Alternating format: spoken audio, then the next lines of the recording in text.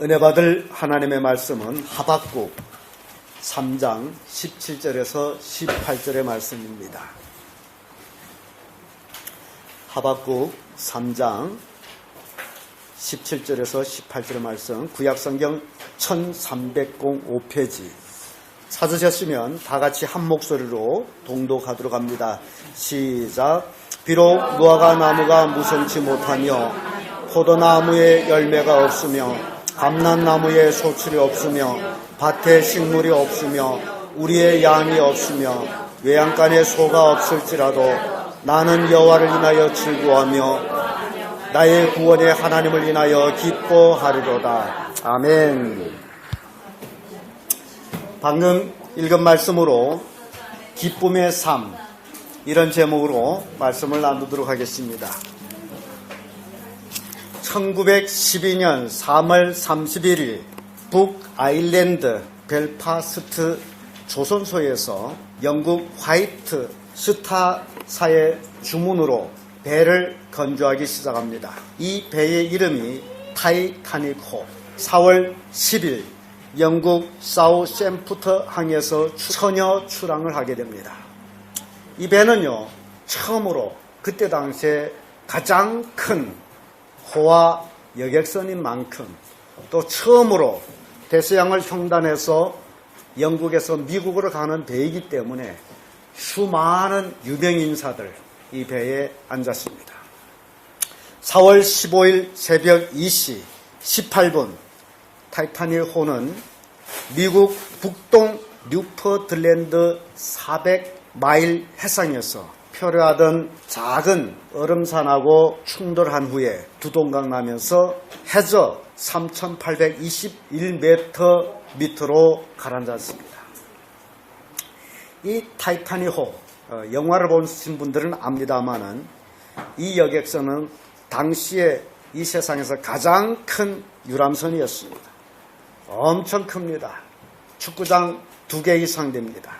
그래서 이 선장, 이 타이타닉호 선장은 23년 행의 경험을 가진 자로서 이 배는요, 물이 새도 가라앉지 않게끔 설계되어 있습니다.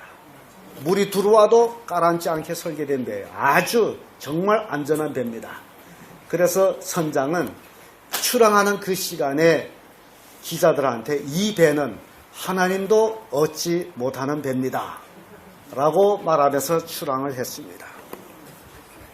그때 수많은 사람들이 배에 타지 못해서 애를 쓰는 그런 배에 이제 출항해가지고 결국 조그마한 표류하는 얼음산에 충돌하면서 배가 두 동강 납니다.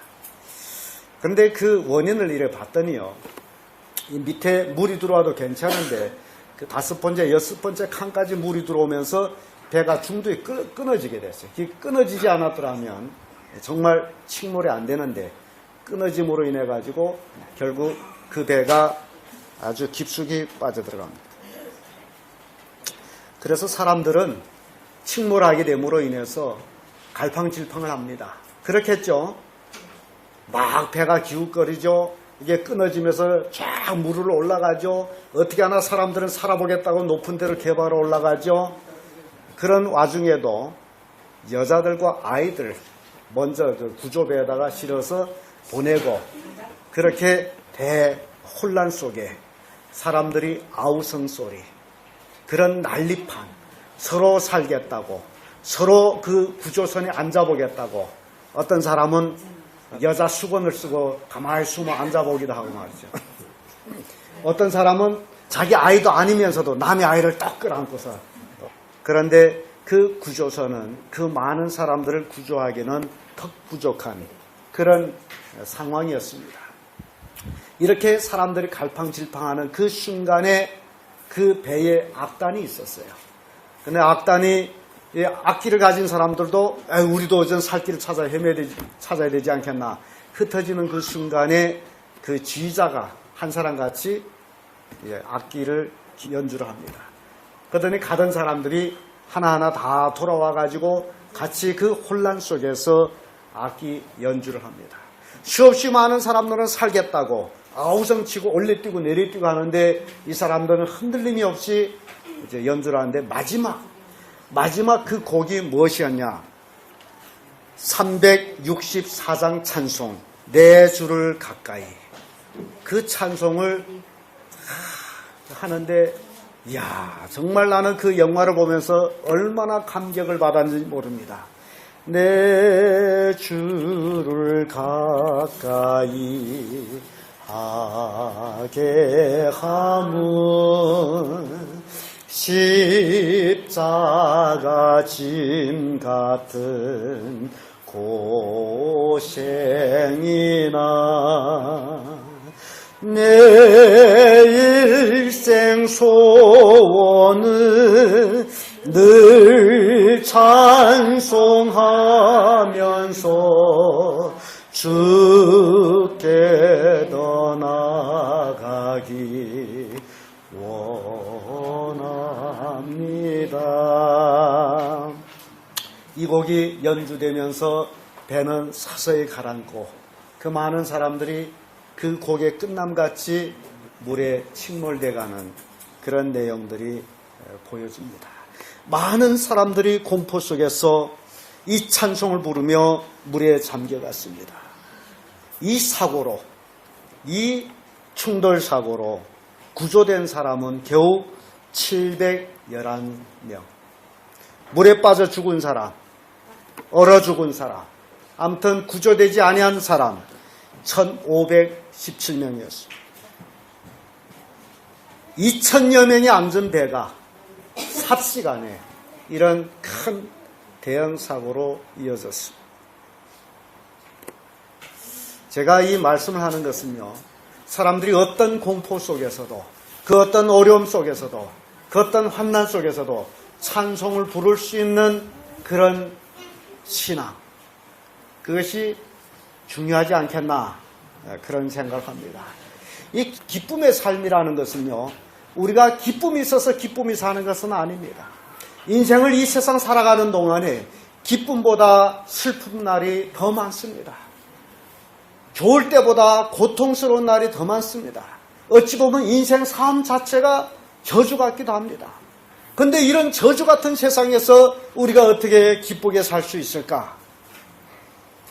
그것이 굉장히 중요합니다. 시편 기자는 시편 35편 9절에 내 영혼이 여호와로 즐거워하며 그 구원을 기뻐하리로다 라는 고백을 합니다. 그러면 이 시편 기자가 삶이 평탄했느냐? 아닙니다. 수없이 많은 죽을 고비를 남깁니다.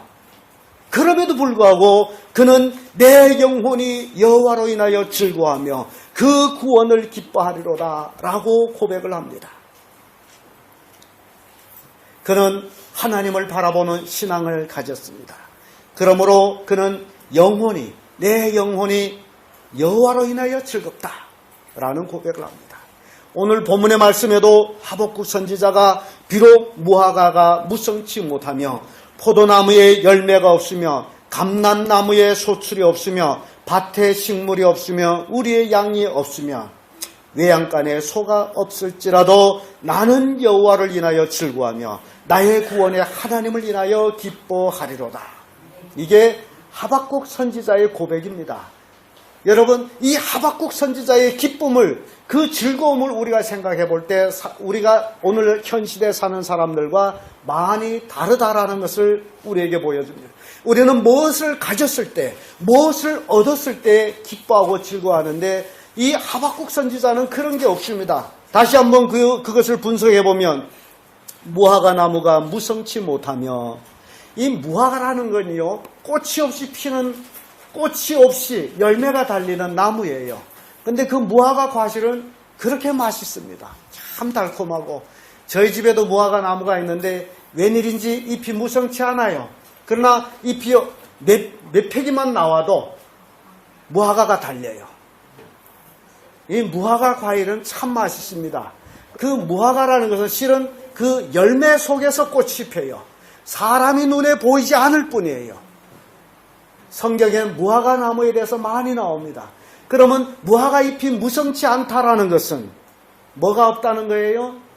열매가 없다. 무화과 열매가 없다. 그 얘기입니다. 또 두 번째로 포도나무에 열매가 없으며, 포도나무에 열매가 없어요. 이스라엘 백성들에게 있어서는 포도라는 건 굉장히 중요합니다. 그들은 포도 농사를 해가지고 포도즙을 만들어서 그것을 보관해 두고 그것이 그들에게 음료수가 됩니다. 포도주의 역할이 바로 그거예요. 우리는 포도주라고 그러지만은 실제적으로 이스라엘 백성들에게 있어서는 포도즙이에요. 그런데 즙이 오래 두다 보니 발효돼가지고 술이 된 거예요. 그 순수한 즙입니다. 근데 포도 열매가 없으면 뭐가 없다는 거예요? 음료수가, 마실 수 있는 포도즙이 없어요. 그리고 감람나무에 소출이 없으면, 이 감람나무 열매를 기름으로 쌉니다. 근데 감람나무에 소출이 없다는 것은 뭐가 없다는 거예요? 기름이 없어요. 여러분, 북한에 가게 되면 기름이 귀해요. 제가 갈 때마다 기름을 가득 갖다 줘도 그렇게 안 먹고 가마에다 기름을 조금 넣고 거기에 가마에다 묻은 기름을 온 여러 가지 요리볶음 거기다 다 해요. 아무튼 기름을 더 넣어서는 하지 않아. 조금 한 숟갈 정도 넣고선 그 한 숟갈로 대까지를 볶아내요. 그게 북한 사람들. 왜 그럽니까? 기름이 귀하기 때문에. 그러니까 제가 이렇게 느낄 때는요, 북방에 사는 사람들 좀 기름을 먹어야 되겠더라고요. 기름이 없게 되면 좀만 추워도 추워요. 그래서 내가 북한 가봤을 적에 나는 아무 일도 없는데 같이 차 타고 가는 그 북한 사람들 보면 두두두두두 떤단 말이죠. 뭐가 그렇게 춥네 했더니 이렇게 부들부들 떨어요. 예, 그래서 속에 기름이 없어 그렇구나. 예, 기름 없어 추워하는구나. 우리 집사람도 굉장히 추워해요. 예, 속에 기름이 없어 그래. 나는 기름이 많아가지고 어지간하면 안 추워. 나는 열남이야. 근데 이 하박국 선지자가 감람나무에 소출이 없으면 기름이 없다는 얘기예요. 그 다음에 또 더 나아가서 네 번째로 뭡니까? 밭에 곡식이 없으며. 이야, 이거 북한에 가봤더니요, 북한에서 일하는 사람들이 내놓고 하는 얘기가 우리 지금 식생활이 일제시대 때보다 못하다라고 얘기하고, 그러니까 지주들이 착취한 것이 아니라 그 싹군들을 잘 먹였어. 왜 잘 먹였어요? 일을 잘하게 하기 위해서 잘 먹였어. 근데 이 하박국 선지자는 밭에 뭐가 없다고요? 곡식이 없어. 양식이 없어. 그러면 어떻습니까? 배고파야죠. 그 다음에 더 나아가서 다섯 번째는 우리의 양이 없으며, 우리의 양이, 그들은 유목인들인데 양 우리에 뭐가 있어야 됩니까? 양이 있어야 돼. 그래야 거기서 양털도 빼서 옷도 하고 고기도 먹고 뭐 이렇게 할 수 있는데 우리의 양이 없어. 또 나가서 외양간에 뭐가 없습니까? 소가 없어. 그럼 도대체 뭐가 있다는 거예요? 자, 하박국 선지자한테 뭐가 있어요? 아무것도 없어요. 지금 말로 하면 딸랑거지야. 아무것도 없어. 그러나 그에게 있는 게 있었어요. 그게 누구예요? 하나님, 여호와. 이야, 여러분들이 정말 이 하박국 같은 그런 신앙의 고백인이 되길 바랍니다. 뭘 얻으려고 뭘 가지려고 애써봤자 인간은요, 아무리 가져도 아무리 얻어도 만족은 없습니다. 얼마면 만족할 것 같지만은 아니에요. 이게 사람이 사는 거 봤더니요, 사람은 거기에 따라서 살아갑니다. 여러분들이 돈이 많은 사람 잠재놓고 가만히 있는 거, 그 사람들한테 돈이 없어. 돈 많은 사람이나 없는 사람이나 똑같아. 다 돈이 부족해요. 그러니 만족이라는 게 이 땅에 있을까요? 없어. 만족은 절대 없습니다. 이 하박국 선지자가 그것을 고백하고 있어요. 하박국은 아무것도 없어. 아무것도 없는데 가진 것이 있어. 그게 누구라고요? 하나님, 여호와로 인하여. 여호와로 인하여. 자, 얼마나 값진 고백을 하는지 모릅니다. 나는 여호와로 인하여 즐거워하며 나의 구원의 하나님으로 인하여 기뻐하리로다. 여러분 속에 진정 하나님이 계시다면 여러분들이 눈에 가진 것, 보는 것, 손에 만지는 것, 그것이 없을지라도 여러분들은 기쁨의 삶을 살 수 있어야 된다라는 사실입니다. 그게 진정 여러분 속에 하나님이 있는 삶이에요. 그러나 여러분들 속에 하나님이 없으면 늘 우거지가 되고 늘 불평하게 되고 남하고 비교해봤더니 남들은 가진 게 너무 많고 나는 가진 것이 너무 없고 그러면서 자기는 점점 작아집니다. 그래서 작아지다 나중에 비열해집니다. 이게 사람이에요. 가진 것 때문에 내가 비열해진다. 참 얼마나 속상한 일입니까? 이것도 역시 사람의 심리예요. 여러분 생각해 보세요. 사람들은 큰 걸 보게 될 때 그 앞에서 자기가 작아짐을 느낍니다. 그래서 불교 같은 데는요, 불당도 크게 지어요. 왜 크게 짓는지 아세요? 분명히 불당은 가짜야. 거기에 불상들 엄청 크게 해놔요. 그게 가짜예요. 그럼에도 불구하고 사람들이 마음이 공허할 때 그 가짜 앞에 큰 것을 보게 되면 자기가 작아져서 거기에 무릎을 꿇는다라는 사실. 이게 사람의 심리예요. 뭔 얘기인지 이해됩니까? 그래서 불교는 점점 더 크게 짓는 거예요. 크게. 왜냐하면 신을 크게 보이려고. 그리고 모든 사람들이 그 앞에서 작아져서 그 신에게 경배하게 하기 위해서. 이게 사람의 심리적인 역할이에요. 여러분들 혹시 불당을 한번 방문해 보게 되면 그럴 거예요. 귀신 딱지 같은 거 크다하게 해놓고 거기다 사람들이 절하게 하고. 저 광주에 가게 되면요, 불상 엄청 크게 해놨어요. 불상 엄청 크게 했는데 그 산 위에다 하다 보니요, 낮에 먼 데서 보면 구름 위에 불상이 있어. 엄청 크게 했어요. 그러니까 사람들이 그걸 볼 때 뭐라고 생각합니까? 신이라고 생각해. 그게 사람들의 심리예요. 근데 우리 교회는 그렇지 않아요. 어찌 보면 하나님은 두세 사람 모인 거대. 하나님은 너무 커서 우리는 어디다 안치할 수가 없습니다. 솔로몬이 성전을 지었을 때 하나님이 그런 얘기를 해요.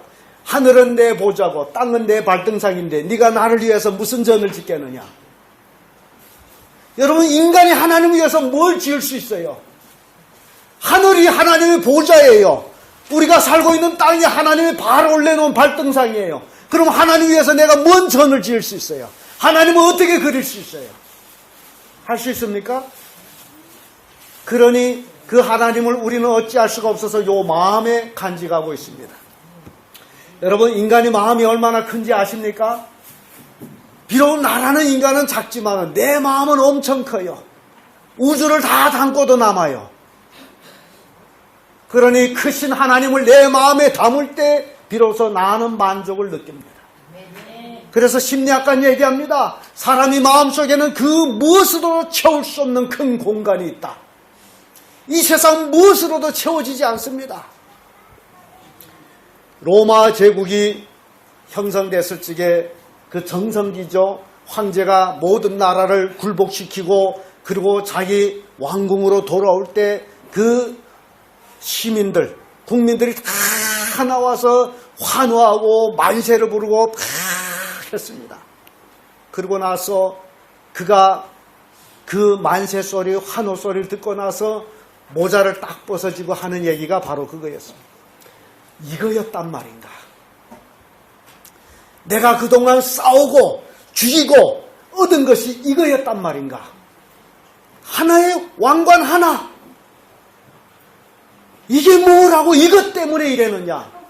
아주 유명한 고백을 했습니다. 여러분, 이 세상 명예를 가지면 다 가진 것 같죠? 실은 아니에요. 이 세상 재물을 가지면 다 가진 것 같죠? 아니에요. 그 속에 있는 공허는 어떻게 채울 수가 없습니다. 그래서 그 공허를 채울 수 있는 유일한 것은 누구가 있어야 된다고요? 하나님. 하나님이 내 속에 있을 때에 비로소 나는 만족하다, 그 얘기입니다. 하박국 선지자는 가진 것이 아무것도 없는 딸랑 거지였어요. 그럼에도 불구하고 하나님 우리네요. 나는 기뻐하고 나는 즐거워하리라. 여러분들도 이런 기쁨의 삶을 사시기를 축복합니다.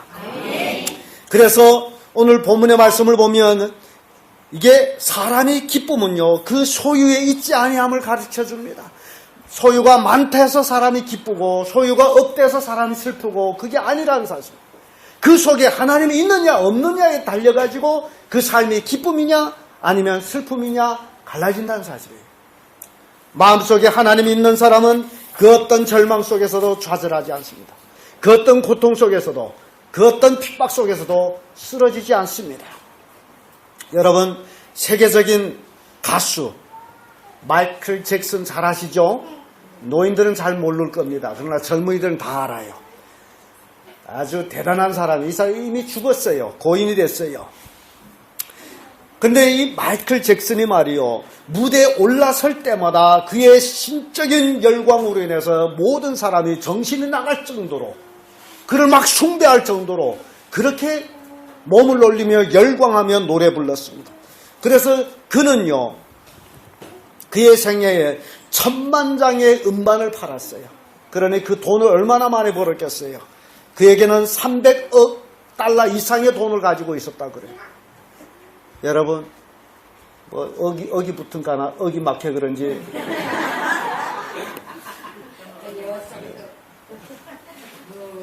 그럼에도 불구하고 이 사람은요, 공연이 끝나고 나서 관중들이 다 돌아간 후에는 무대 한쪽 구석에서 울고 있었어요. 왜 웁니까? 뭐가 가진 게 없어서? 외로워서 우는 거예요. 그는 고독한 눈물을 흘렸습니다. 그의 웃음은 돈 벌기 위한 위선이었고 그의 광란은 자신을 이기지 못한 불행의 몸부림이었습니다. 사람들은 열광했지만 그는 아니었어요. 그가 무대 뒤에서 슬피 울고 있을 때 무대를 청소를 담당하는 한 청소부가 그에게 다가가서 조용히 이렇게 속삭입니다. 돈은 인간을 파멸시킬 뿐 소망을 주지 못합니다. 진정코 당신이 기쁨을 얻으려면 주 예수를 영접하세요. 돈이요, 많을수록 좋은 것 같은데 아니에요. 파멸로 끌고 가는 게 돈이에요. 그래서 성경은 돈을 뭐라고 얘기합니까? 일만 악의 뿌리가 뭐라고요? 돈이라는 거예요. 일만 악도 많기도 많네. 악이 얼마라고요? 일만 악의 뿌리가 뭐라고요? 그 돈으로 인해서 일만 악이 생긴다는 얘기예요. 이해됩니까? 근데 그 일만 악의 뿌리를 오늘날 얼마나 많은 사람들이 찾아가고 난리치고 있느냐 말이죠. 생각해 보세요. 여러분 도대체 지금까지 살면서 뭘 얻었습니까? 추구한다고 쫓아가는데 뭘 잡았습니까? 예? 잡을 많이 잡았습니까? 제가 이렇게 생각해 볼 때는요, 돈이라는 건 쫓아가는 것이 아니다라고 제가 결론을 드리고 싶습니다. 돈은 내가 쫓아가는 것이 아니고 돈은 나를 찾아오게 하는 것이다. 돈을 쫓아가면 사람은 참 비참해지고 돈이 찾아오게 되면 사람은 참 영광스럽습니다. 똑같은 돈인데 틀립니다. 그래서 하박국은요, 아무것도 없는 거지 같은 삶을 살았지만은 그는 돈을 쫓지 않았어요. 누구만 쫓았어요? 하나님만 쫓았어요. 여러분들이 신앙생활에 오로지 하나님만 쫓는 그런 신앙인들이 되기를 바랍니다. 빌립보서 3장 7절 9절의 말씀은 그러나 무엇이든지 내게 유익하던 것을 내가 그리스도를 위하여 다 해로 여길 뿐더러 또한 모든 것을 해로 여김은 내 주 그리스도 예수를 아는 지식이 가상고상함이라. 내가 그를 위하여 모든 것을 잃어버리고 배설물같이 여김은 그리스도를 얻고 그 안에서 발견되려 함이니 내가 가진 의는 율법에서 난 것이 아니요 오직 그리스도를 믿음으로 말미암은 것이니 곧 믿음으로 하나님께로서 난 의라. 이게 바울의 고백입니다. 이 바울은요, 내게 유익하던 것을, 바울이 유익하던 것이라고 얘기한 것은요, 이게 바울이 쫓아갔던 것들 얘기합니다. 그게 첫째 뭐냐? 지식이에요. 바울은 어려서부터 예루살렘으로 유학을 와서 공부를 한 사람이에요. 그러니까 오늘날 많은 부모들과 똑같을 거예요. 야, 공부 잘해야 된다. 공부 잘해야 출시한다. 아마 그 말을 바울도 귀에 못이 박일 정도로 들은 것 같아요. 그래서 어린 나이에 예루살렘으로 유학 와가지고 그때 당시에 가장 엄한 율법의 학파 가말리엘 문화에서 학문을 닦습니다. 그러니 이 바울의 학문은 이스라엘 백성들 중에서 최고의 학문이라고 생각하면 돼요. 이 바울이 배운 건 대단했어요. 그리고 또 바울이 유익하다라고 생각한 것은요, 사람들한테 이게 인생을 살다 보면 권세가 있지 않아요. 권세. 권력이라는 것이 참 이제 무섭습니다. 이게 특히 남자들한테 권력욕이라는 게 대단한데 일단 권력욕을 가지게 되면요, 절대 후퇴를 하지 않습니다. 죽음 맛볼 때까지 가는 게 권력욕이에요. 그래서 바울도 권력을 얻기 위해서 열심히 애를 썼는데 권력을 가졌어요. 공회의원이에요. 그때 당시에 공회의원이라면 지금 우리말로 쉽게 하면 국무위원이라는 얘기예요. 대단합니다. 안 그렇습니까? 그 다음에 바울은 또 권력만 가져서는 안 된다. 사람들한테 존경을 받아야 된다. 그래서 사람을 얻는 자가 천하를 얻는다 그러잖아요. 그리고 바울은 사람들을 얻기 위해서 존경을 받기 위해서 그때 당시에 가장 하나님을 잘 섬긴다라는 바리새인이 되었습니다. 그래서 바리새인이 됐어요. 그 중에 바리새인 중에서도 바리새인이 된 것이 바울이에요. 바울은 이 세 가지를 유익하다라고 생각해요. 이게 나를 유익하게 할 것이다. 그래서 그것을 쫓아갔어요. 그런데 예수님 만나고 났더니 아니에요. 그것이 아니에요. 그것이 사람을 유익하는 것이 아니에요. 오히려 그것이 사람을 패망케 하는 것이라는 걸 알았어요. 그리고 그것을 배설물같이 버립니다. 배설물처럼 버려요. 그리고 바울의 고백은 그리스도를 얻은 것이 뭐라고요? 가장 고상하다. 여러분들 마음속에 누가 있으면 됩니까? 그리스도.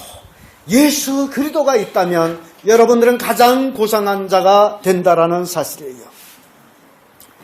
이 기쁨이라는 것은요, 뭐를 얻어서 기쁜 것은 절대 아닙니다. 아무리 좋은 거라도 가지고 나서 시간이 좀만 지나면 기쁨은 사라진다 그럽니다. 그래서 어떤 사람은 그런 얘기합니다. 석 달을 기쁘기를 원한다면 집을 사라. 집을 사면 새 집 들어서 석 달 동안 기쁘게 산다는 거예요. 3년 기쁘게 살겠으면 결혼하라. 3년 후부터 기쁘지 않다는 거예요. 그래서 이 기쁨이라는 것은 얻는 데서 오는 것이 아니다라는 것을 얘기합니다. 참된 기쁨은 그리스도 안에 있을 때에, 하나님 안에 있을 때에 오는 기쁨이라는 것을 바울도 고백하고 하박국 선지자도 고백을 하고 있다라는 사실입니다. 여러분들이 어떻게 생각하는지 모르지만은요, 저는 이 예배 드리는 것이 굉장히 기쁩니다. 그래서 예배를 위해서는 늘 준비하는 게 있어요. 그게 뭡니까? 저는 준비해야 될 게 꼭 있습니다. 그게 뭐예요? 설교 준비. 정말 여러분들한테도 좋은 말씀을 전할 뿐만 아니라 나한테도 은혜되는 그런 말씀을 준비하려고 애를 쓰는데 정말 이 주일날 예배 저는 정말 기쁩니다. 어때 여러분들 주일날 교회 오는 것이 부담스럽습니까? 아니면 즐거워서 오는 겁니까? 아니면 할 수 없이 오는 겁니까? 정말 여러분 내 인생에 예배를 빼버리면 뭔 의미가 있을까 그런 생각을 합니다.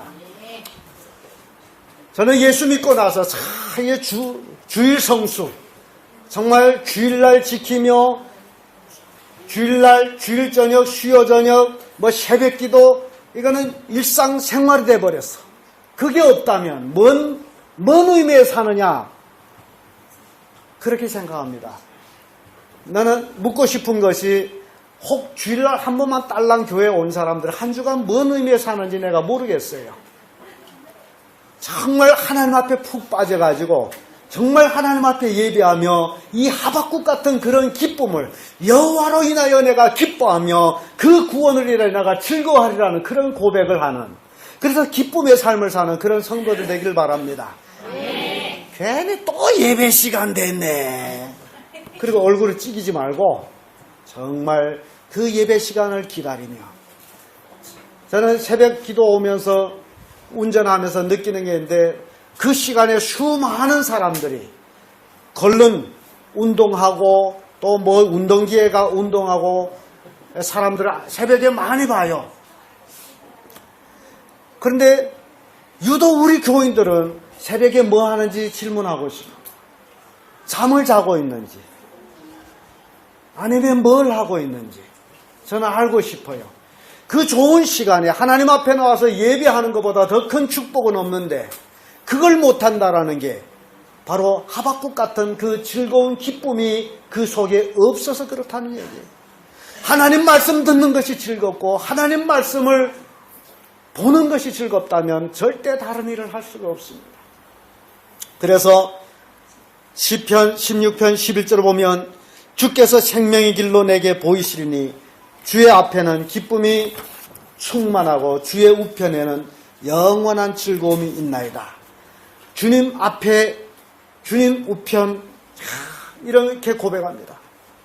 영원한 즐거움, 주님 앞에는 영원한 기쁨. 우리가 예수 믿는 것은 생명의 길이요, 우리가 주님 앞에 예배하는 것은 우리의 즐거움이며 또한 우리의 축복입니다. 아무나 하나님을 예배하는 게 아니에요. 하나님 자녀만 하나님을 예배합니다. 하나님 자녀들이 하나님께 예배한다는 사실 명심하세요. 하나님 자녀 아니라면 절대로 예배하지 않습니다. 그러면 여러분들이 예배의 삶 속에 진정 내가 하나님의 자녀냐 생각해 보세요. 내가 정말 기쁨으로 예배를 드리고 있느냐 생각해 보세요. 그것이 아니라면 내가 하나님의 자녀가 됐다는 것을 한번 의심해 봐야 됩니다. 창조주 하나님이 내 아버지가 되셨는데 그에게 내가 예배하는데 그에게 내가 경배하는데 그것이 실증난다, 그것이 싫다 이렇게 생각난다면 내가 하나님의 자녀가 아니라는 증거입니다. 진정 하나님의 자녀는 하나님 앞에 오기를 즐거워하는 거예요. 기뻐하는 거예요. 예배하기를 즐거워하는 거예요. 하나님을 사모하는 거예요. 말씀을 사모하는 거예요. 그것이 없다면 여러분 생각하세요. 내가 진정 구원받은 자냐? 아니라면 구원받기를 원한다면 회개하시고 예수님을 다시 영접하세요. 그것이 없다면 우리는 지옥으로 갑니다. 진정 구원의 기쁨이 없다면 그건 하나님의 자녀가 아니에요. 시편 4편 7절에 주께서 내 마음에 두신 기쁨은 저의 곡식과 새 포도주의 풍성할 때보다 더하나이다. 주께서 내 마음에 두신 기쁨은 곡식과 새 포도주의 풍성한 것보다 더하다. 이렇게 고백합니다. 그 얘기는 뭡니까? 물질보다 더하다. 그 얘기예요. 근데 오늘날 수없이 많은 사람들이 물질을 얻는 것이 기쁨이라고 착각하고 있어요. 프랑시스는 이런 고백을 합니다. 자비와 지혜가 있는 곳에 두려움과 무지는 있을 수 없다. 참음과 애정이 있는 곳에 분노와 번뇌는 추방된다. 마음이 가난하고 기쁨을 가질 때 탐욕은 사라진다. 평화와 명상이 있는 곳에 걱정과 의심은 자연히 사라진다. 이게 프랑시스의 고백입니다. 또 월리엄 제임스는 이런 고백을 합니다. 감사를 아는 사람은 다른 사람의 유익을 위해서 산다. 더 중요한 것은 그런 철학을 가지고 사는 사람은 자기 자신이 달라진다. 감사를 아는 사람, 삶이 달라진다는 겁니다. 이사야 35장 10절에 여호와의 속량함을 얻은 자들이 돌아오되 노래하며 시온에 이르며 그 머리 위에 영영한 희락을 띠고 기쁨과 즐거움을 얻으리니 슬픔과 탄식이 달아나리로다.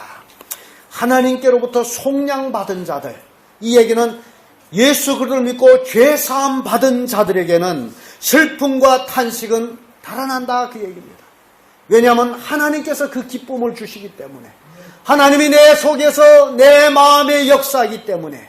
그래서 하박국이 그런 고백을 한 거예요. 내가 가진 것이 없을지라도 여호와로 인하여 내가 즐거워하고 여호와의 구원을 인하여 내가 기뻐하리라고 고백하는 거예요. 여러분, 하박국 선지자 우리보다 아무것도 가진 것이 없는, 오히려 우리가 하박국 선지자한테 비교할 때 우리는 부자들이에요. 하박국 선지자하고 비교했더니 우리는 부자들이에요. 부자임에도 불구하고 하박국은 기쁨이 충만한데 나는 왜 기쁨이 없느냐? 그 원인은 뭐라고 생각합니까? 아직도 정욕에 꽉 차서 지금 현재 가지고 있는 것이 부족하다라고 생각하고 있기 때문이다라는 사실입니다. 하나님으로 만족하며 기쁨이 넘쳐나는 삶을 사시기를 축복합니다. 그래서 매일매일 우리 승리교회 성도들은 기쁨의 삶을 살아 하나님을 영화롭게 할 뿐만 아니라 하나님의 축복 속에서 하나님의 능력을 입는 귀한 성도들 되기를 바랍니다. 잠언 17장 22절에 마음의 즐거움은 양약이라도 심령의 근심은 뼈를 마르게 하느니라. 여러분, 마음의 즐거운 사람과 심령의 근심 있는 사람이 다릅니다. 결과가 다릅니다. 마음의 즐거움이 있는 사람은 늘 건강한 사람이요, 심령에 근심이 있는 사람은 암 걸린 사람이에요. 여러분, 마음속에 근심이 있습니까? 근심이 있으면 털어내세요. 그게 뭐가 된다고요? 암이 되는 거예요. 즐거움이 있게 되면 그것이 보약이 되는 거예요. 몸의 모든 질병을 다 쫓아내버립니다. 누구한테 가서 안수 받으면 병 떨어진다고요? 웃기지 마세요. 여러분 마음속에 기쁨이 충만한 삶을 살며 여러분 속에 있는 병들은 다 도망치게 되어 있어요. 여러분들이 근심 걱정하고 있다면 그 삶은 암으로 변해서 여러분 말라 죽을 거예요. 어떤 삶을 살기를 원합니다. 이게 성경 말씀이에요. 요한복음 14장 27절에 평안을 너에게 끼치노니 곧 나의 평안을 너에게 주노라. 내가 너에게 주는 것은 세상에 주는 것 같지 아니하니라. 너희는 마음에 근심하지도 말고 두려워하지도 말라. 예수님이 우리에게 주신 평안, 근심하고 두려워하는 것이 아니라 참 하나님 안에서 기쁨으로 사는 겁니다. 여러분 기쁨의 삶을 사시기를 축복합니다.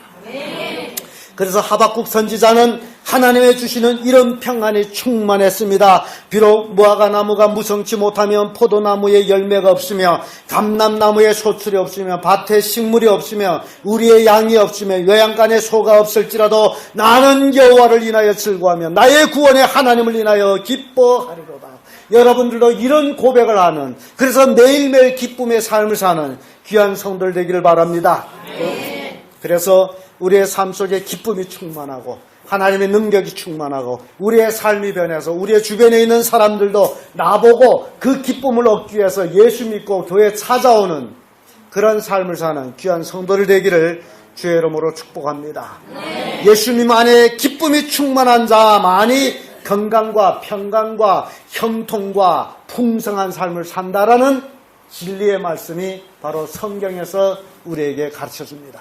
그래서 건강하고 강건하고 풍요롭고 하나님을 영화롭게 하는 그런 성도들 되기를 주의 이름으로 축복합니다.